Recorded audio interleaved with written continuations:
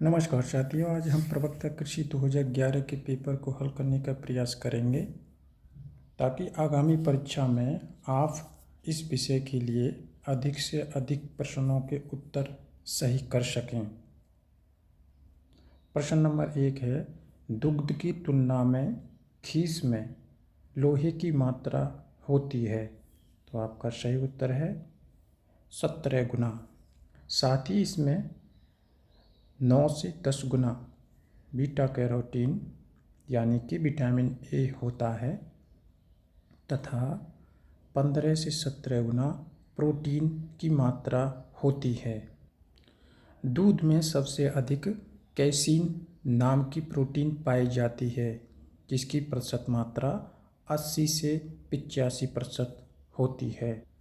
इसी कारण से भैंस के दूध का रंग सफ़ेद होता है। प्रश्न नंबर 2 है, गाय में मुख्य रूप से बांझपन किस विटामिन की कमी से होता है। तो आपका सही उत्तर है विटामिन ई।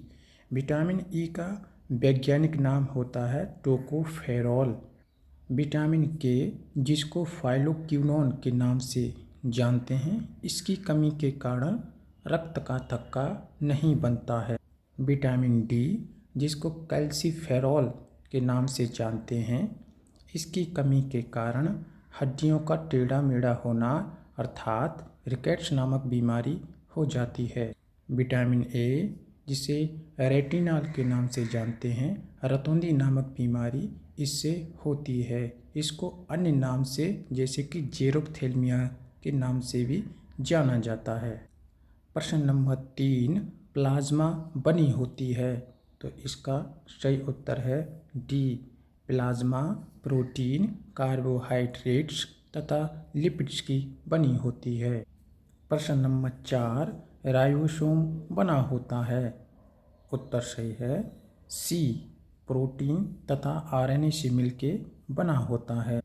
प्रोटीन एक ग्रीक भाषा का शब्द है प्रोटियोस, जिसका अर्थ होता है प्रथम श्रेणी का। प्रोटीन अमीनो अम्लों से मिलके बने होते हैं तथा प्रोटीन से एंजाइम का निर्माण होता है। एंजाइम रासायनिक अभिक्रियाओं की दर को बढ़ाने का कार्य करता है। प्रोटीन शब्द को सबसे पहले जोन्स बर्जीलियस द्वारा दिया गया था, जो कि एक स्वीडिश वैज्ञानिक थे सन 1838 में। प्रश्न नंबर 5, माइटोकॉन्ड्रिया की खोज की। उत्तर है रिचर्ड अल्टमान नामक वैज्ञानिक ने माइटोकॉन्ड्रिया की खोज सन 1886 में की थी। जब रिचर्ड अल्टमान ने माइटोकॉन्ड्रिया की खोज की थी तो इन्होंने इसको नाम दिया था बायोप्लास्ट, लेकिन सन 1898 में जर्मन वैज्ञानिक कार्ल बेंडा ने इसको माइटोकॉन्ड्रिया नाम दिया था। माइटोकॉन्ड्रिया एक ग्रीक भाषा का शब्द है मिटोस प्लस कॉन्ड्रियोस। ऑक्सीजन संबंधी जितनी भी क्रिया होती हैं वह सब माइटोकॉन्ड्रिया के अंतर्गत ही होती हैं। माइटोकॉन्ड्रिया को पावर हाउस के नाम से जाना जाता है। वातरंध्र के कार्य हैं, ये प्रश्न नंबर 6 में दे रखा है। तो आपका उत्तर सही होगा वायुमंडल से गैसों का आदान प्रदान करना इसका प्रमुख कार्य होता है।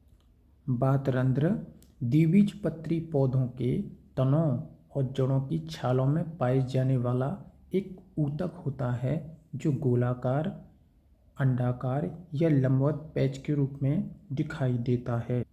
प्रश्न नंबर 7, मूसला जड़ किस प्रकार के पौधों में पाई जाती है। उत्तर आपका सही है द्विबीजपत्री पौधों में। मूसला जड़ का निर्माण मूलांकुर से ही होता है, जिससे प्राथमिक जड़ें निकलती हैं और उसके बाद इसकी शाखाओं से ही द्वितीयक जड़ें निकलती हैं। प्राथमिक जड़ें एवं द्वितीयक जड़ें गहराई से पोषक तत्वों को अवशोषण करने का कार्य करती हैं, जबकि एक बीजपत्री पौधों में जड़ें उथली पाई जाती हैं तथा वो 12 से 15 सेंटीमीटर तक ही पोषक तत्वों का अवशोषण कर पाती हैं, जिन्हें रेशेदार जड़ें कहते हैं। यह बीजपत्री पौधों में होती है। एक बीजपत्री पौधों में द्वितीयक जड़ें जो तना से निकलती हैं, तना या पौधे के अन्य भाग से निकलती हैं, वही पौधे के जीवन भर रहती हैं। प्रश्न नंबर 8, द्वितीयक वृद्धि अधिकतर किन पौधों में पाई जाती है? उत्तर है द्वितीयक वृद्धि द्विबीजपत्री पौधों में पाई जाती है। लेटरल मेरिस्टेमिक टिश्यू जो द्वितीयक वृद्धि के लिए जिम्मेदार होता है। द्वितीयक वृद्धि में दो तरह के संवहन ऊतक भाग लेते हैं, संवहनी कैम्बियम और कैम्बियम। द्वितीयक वृद्धि में जड़ तथा तने की मोटाई में वृद्धि होती है, जबकि इस तरह की वृद्धि कुछ अपवादों को छोड़ के एक बीजपत्री पौधों में अनुपस्थित होती है। आज के लिए बस इतना ही।